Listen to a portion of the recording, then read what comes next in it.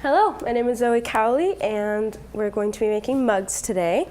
You start out with about a pound and a half, depending on how big you want the mug to be, and you throw it right onto the center of the wheel. That, by the way, is the only reason I know of why it's called throwing.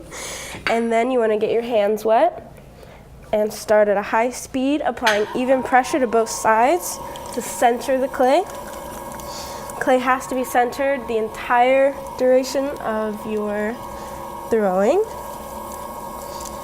or it will be uneven. You always want to make sure to keep your hands wet. If not, they will stick to the clay and throw it off center. Also, the friction creates heat, and it hurts.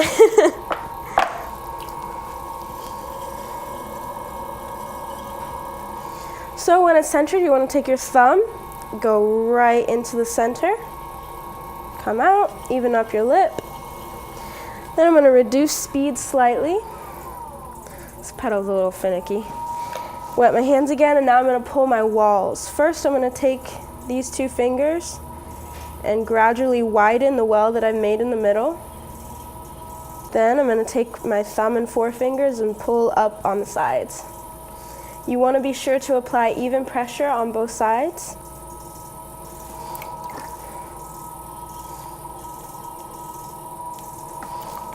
You also want to be sure to pull up in a straight line. Pulling in a diagonal can also result in an off-balance mug. So also during the third and second pull, you want to reduce the pressure you're using, because you've already gotten the initial height.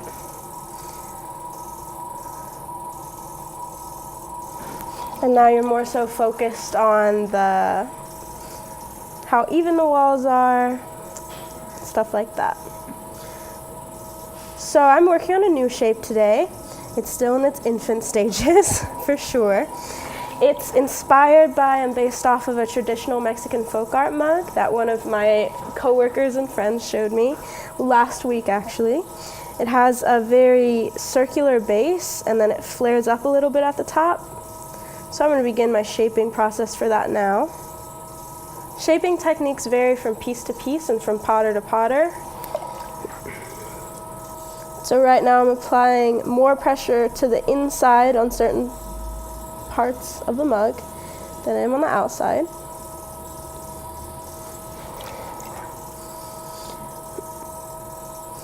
One of the things I very much enjoy about working here at the Berea College Shop and Visitor Center with the Craft Outreach Program is that we get to do cool things like partner with Celt to do our empty bowl project and have our bowls hand painted by local children, and then they can take them home after the dinner that Celt sponsored and eat out of them every day. So you can find my work not only displayed on shelves, but also in your kitchen.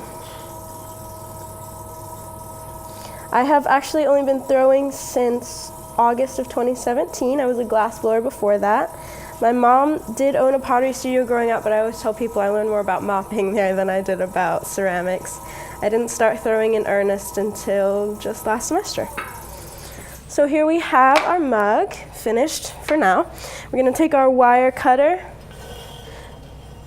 swift, easy, underneath, lift it up. This little guy will probably, oh, he's cute. He will probably take about 2 to 3 days to dry, depending on the weather. If it's more humid, it might take a little longer. After that, we'll attach our handle. And then after that, he will be fired at a lower temperature in what's called a bisque firing. It's still hot to us. Depends on the clay, maybe 1300 degrees, but it's cool for the clay. Then after that, they will be glazed, fired again at a higher temperature, and then they will be ready to sell. So, my name is Zoe Cowley. Thank you so much for watching today. Here at the Visitor Center and Shop, we have craft demonstrators in from all disciplines, almost all the time, every day. We'd love for you to come see us.